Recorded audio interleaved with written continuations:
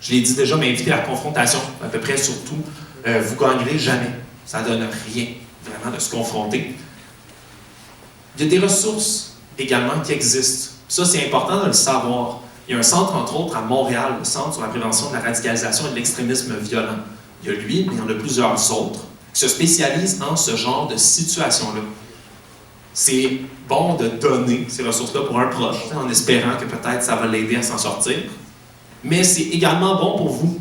Hein? C'est bon pour vous d'aller chercher ces ressources-là. C'est dur, votre situation, ça vous fait de la peine, ça vient vous chercher. Vous ne savez pas quoi dire, vous ne savez pas quoi faire. Mais allez chercher ces ressources-là, elles existent pour les proches de gens qui se radicalisent ou qui, par exemple, vont vivre une situation qui est proche de la leur. Et ensuite, le plus important, je crois, dans tout ça, c'est malgré le fait que ça peut être difficile, vraiment difficile, il y a des gens qui se bloquent ces réseaux sociaux, qui ne se parlent plus à cause de ça, c'est important de garder le dialogue ouvert. Parce que dans certaines théories du complot, entre autres, je reviens à mon exemple de QAnon. QAnon, dans cette idéologie-là, il va toujours y avoir, comme je le disais, le grand jour ou le grand éveil, the storm, la tempête, qu'ils appellent ça en anglais. Toujours le fameux jour où tous les méchants criminels pédophiles du monde vont être arrêtés, les journalistes comme moi vont être pendus au bout d'une corde sur un grand échafaud, après un grand tribunal. C'est vraiment ce qu'ils pensent. Hein? Déjà, des gens qui m'ont dit que j'allais me balancer autour d'une corde, au bout d'une corde. Non, pas long. Ben, ça arrive jamais, cet événement-là. Ça fait comme, je vous le dis, à peu près 15 fois que c'est censé arriver, que la date est établie et que ça n'arrive pas.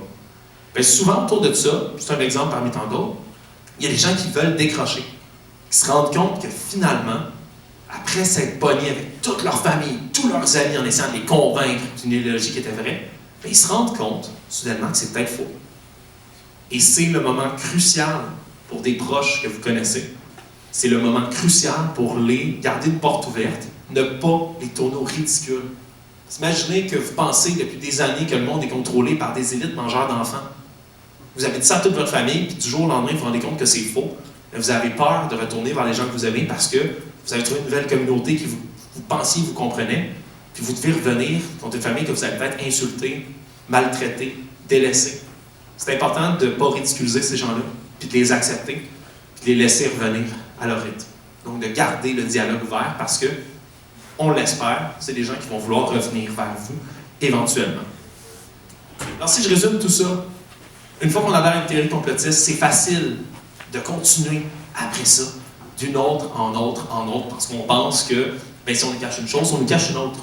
Donc même si ça peut sembler inoffensif, même si, tu sais, par exemple, il y a des gens qui pensent que le Sasquatch existe, là, c'est un peu une théorie du complot, mais c'est très drôle, c'est inoffensif. Parfois, c'est une porte d'entrée vers d'autres, donc il faut se méfier. Encore une fois, se cacher ici, mais les fausses nouvelles, ils ont un effet déstabilisateur, puis ça sert souvent des intérêts. C'est pas parce qu'il y a une fausse nouvelle comme ça qui apparaît dans l'espace public que c'est pas grave, je vais le partager ou pas. Il y a un impact réel à ça. Hein? Il y a un impact réel parce que ça mine la confiance de la société envers nos institutions politiques, nos institutions démocratiques, nos institutions médiatiques. Aux États-Unis, par exemple, il y a un réel, disons, danger pour la démocratie.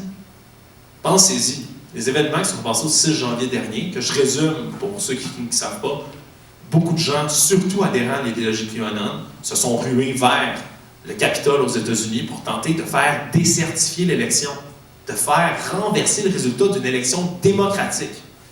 Une élection démocratique qui, malgré tous les cris de fraude qu'il peut y avoir autour, ont été invalidés par toutes sortes d'organisateurs, d'évaluateurs internationaux. Ils sont passés à ça, d'aller saisir le Capitole aux États-Unis. Donc, c'est pas marginal maintenant le phénomène des théories du complot. C'est plus juste ton oncle un peu chaud, suspect de famille, qui te raconte que les ovnis existent. Ça a changé. On n'est plus là. Puis des fois, il y a un réel danger qui est autour de ça. Puis le fait de miner la confiance en les institutions, par exemple, je le dis médiatiques. Genre là, de prêcher pour ma paroisse, ici, mais je vous le dis, ça arrive que les médias soient sensationnalistes. Il y a des médias qui vont chercher des clics plus que d'autres. Il y a des médias qui vont jouer sur le cœur de certains plus que d'autres. Puis ça, ça arrive. Mais qu'il y a des gens qui pensent que tous les médias, on est payé par le gouvernement puis qu'on essaie de mentir volontairement à la population, mais ça contribue au fait qu'il y a des gens qui vont maintenant s'informer seulement sur des fausses nouvelles, puis plus sur des nouvelles de la réalité. Puis là, ça peut devenir dangereux. Puis comme je dis, c'est des pertes de confiance qui peuvent mener après ça à la radicalisation de quelqu'un, qui vont se dire à ce moment-là, ben, si le gouvernement ne m'écoute pas, si le gouvernement essaie de me mettre en esclavage, de me rentrer des puces dans le bras, me ment sur la forme de la planète, peut-être que François Legault mange des enfants pour le déjeuner, on ne le sait pas. Une fois que tu es prêt à croire ça, tu es prêt à croire tout. Tu es prêt à poser des actions qui sont extrêmement, parfois, dommageables. Pour en apprendre davantage, je finis sur cette note-là. Merci beaucoup pour votre écoute et votre attention tout ce temps-ci. J'ai mon balado qui s'appelle « Ce n'est qu'une théorie » qui est disponible sur Spotify, Apple Podcast, sur l'application de Cube Radio directement également. Le petit symbole, comme ceci, c'est le mien.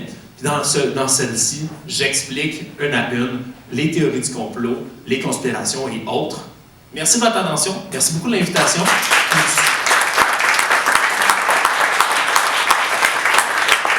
Surtout s'il y a des questions, des gens qui veulent parler, des gens qui veulent, puis j'ai oublié de l'écrire, mais s'il y a des gens qui veulent prendre mes coordonnées en note, je peux les donner également parce que si vous avez des histoires, des témoignages, même des théories peut-être que j'ai jamais entendu parler, ben, je suis là pour dialoguer, je suis là pour répondre aux questions, je suis là pour conseiller sur des situations comme celle-ci. Donc merci, je vous le parle. S'il y a des gens qui veulent poser des questions, je suis là, je suis disponible, je suis présent pour ça si ça vous intéresse.